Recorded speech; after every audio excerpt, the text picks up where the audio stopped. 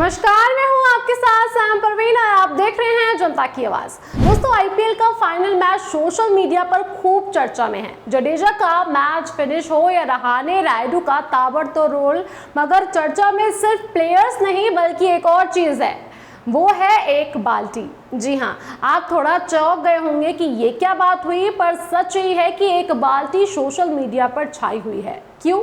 चलिए आपको बताते हैं, लेकिन उससे पहले आप हमारे चैनल को सब्सक्राइब जरूर कर लें और बेल आइकन भी दबा लें। दोस्तों, आईपीएल के इतिहास में पहली बार किसी फाइनल मुकाबले को पूरा कराने के लिए लगभग 3 दिन का समय लगा। 28 मई को पहले बारिश की वजह से फाइनल को रिजर्व डे में कराए जाने का फैसला किया गया। इसके बाद जब 29 मई को मैच शुरू हुआ तो गुजरात की पारी के बाद बारिश के एक बार फिर से आने से लगभग 2 घंटे तक खेल को रोक दिया गया। 30 मई के दिन मैच का फिनाले चेन्नई सुपर किंग्स ने जीत के साथ खत्म हुआ, लेकिन लाइमलाइट में रही एशियन पेंट की बाल्टी। दोस्तों, वो कहावत तो आपने सुनी ही होगी, नाम बड़े और दर्शन छोटे। आईपीएल मैच में एक बाल्टी ने बीसीसीआई और देश के सबसे बड़े स्टेडियम यानी नरेंद्र मोदी स्टेडियम की पोल खोल दी। दरअसल दोस्तों, सोमवार को मैच के बीच बारिश हुई थी और रुकी तो ग्राउंड स्टाफ पिच और मैदान सुखाने पहुंचे। इसी दौरान स्टाफ के हाथ में दिखी एशियन पेंट्स वाली बाल्टी और स्पंज। इसी स्पंज से पानी सोखकर बाल्टी में भरा गया। वहीं इस बीच कुछ और भी फोटो वायरल हुई थी और उसमें एक हेयर ड्रायर और कपड़े वाली स्त्री से पिच को सुखाया जा रहा था। बस फिर क्या था, जनता को मिल गया मौज लेने का मौका। उसके बाद सोशल मीडिया पर मीम्स की बहार आ गई। दोस्तों, ये बाल्टी देखकर लोगों को अपने बाथरूम में रखी बाल्टी याद आ गई। वहीं कई लोगों ने मैदान में खराब ड्रेनेज सिस्टम को लेकर भी बीसीसीआई को ट्रोल किया। कई लोगों ने कहा कि एशियन पेंट में इन्वेस्ट करता हूं, पहले पेंट करो फिर बाल्टी यूज करो। सबसे अमीर क्रिकेट बोर्ड भी एशियन पेंट की बाल्टी का फैन है, फुल पैसा वसूल। दोस्तों, बड़ी हैरानी की बात यह है कि अरबों रुपया खर्च करने के बाद भी बीसीसीआई के पास पिच और ग्राउंड सुखाने के लिए एक मशीन तक नहीं था। बड़े ही शर्म की बात है कि देश के सबसे बड़े स्टेडियम, जो कि हमारे आदरणीय प्रधानमंत्री नरेंद्र मोदी जी के नाम पर रखा गया है, बीसीसीआई ने उनका नाम भी मिट्टी में मिला दिया। बीसीसीआई खुद का ना सही, कम से कम मोदी जी के नाम का तो ख्याल रख लेती। दोस्तों, अब आप यूके के ओल्ड ट्रैफर्ड क्रिकेट ग्राउंड का ये वीडियो देखिए। लैंकशायर और लेसेस्टरशायर के T20 मुकाबले में बारिश शुरू हो गई। होवर कवर यानी कि इतनी जल्दी पहुंच गया कि एम्पायर स्टंप तक नहीं हटा सके। वहीं अहमदाबाद में नरेंद्र मोदी स्टेडियम की लॉन्चिंग के वक्त जारी सरकारी प्रेस रिलीज में कहा गया था कि यहाँ का ड्रेनेज सिस्टम इतना अच्छा है कि बारिश रुकने के 30 मिनट के अंदर खेल शुरू हो जाएगा। हालांकि बारिश 10:15 पर बंद हुई और खेल 12:10 पर शुरू हो चुका था, यानी कि करीब 2 घंटे के बाद। पर 2 घंटे के बाद पिच पर क्या हाल था वो आपने देख ही लिया। किस तरह बाल्टी और स्पंज के सहारे पिच को सुखाया जा रहा था। दोस्तों, किसी भी स्टेडियम में ड्रेनेज ऑपरेशन को 3 स्टेप में समझा जा सकता है। पहला है सिस्टम और इक्विपमेंट्स, दूसरा है मैन पावर और तीसरा है मैनेजमेंट।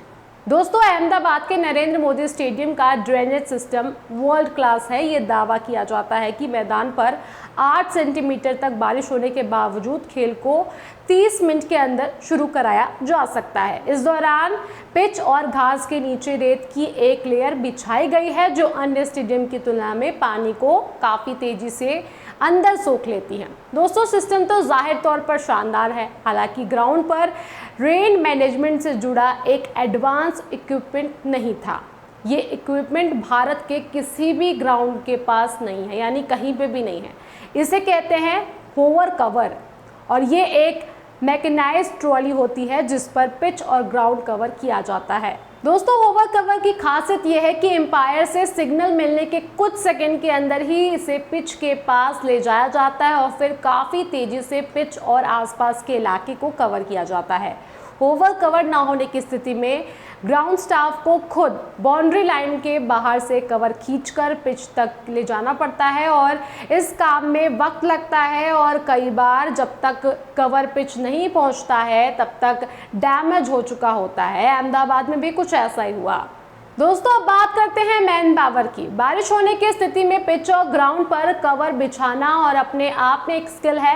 अहमदाबाद में जो लोग इस काम में लगाए गए थे उनमें इस स्किल की कमी साफ दिखी। उन्होंने एक तो कवर लाने में देरी की और फिर इसे ठीक से बिछा नहीं सके। कवर हटाने में हुई गड़बड़ी के कारण बहुत सारा पानी पिच के आसपास इलाके में जमा रहा। अब बात करते हैं मैनेजमेंट की। तेज बारिश की आशंका के बावजूद किसी भी समय आयोजकों ने मैच को जल्द से जल्द आयोजित करने की कोई अर्जेंसी नहीं दिखाई। बारिश के कारण एक दिन की देरी पहले ही हो चुकी थी। इसके बावजूद सोमवार को जब एक इनिंग खत्म हुई तो करीब आधे घंटे का एंटरटेनमेंट शो आयोजित किया गया। ऐसी स्थिति में जब रात में बारिश की आशंका हो और शो को रद्द कर मैच पर फोकस किया जा सकता था। आमतौर पर T20 मैच में 2 इनिंग के बाद भी इतना ब्रेक नहीं होता। बारिश की आशंका के बावजूद ये एंटरटेनमेंट शो रखा गया जो कि कॉमेडी शो में तब्दील हो गया।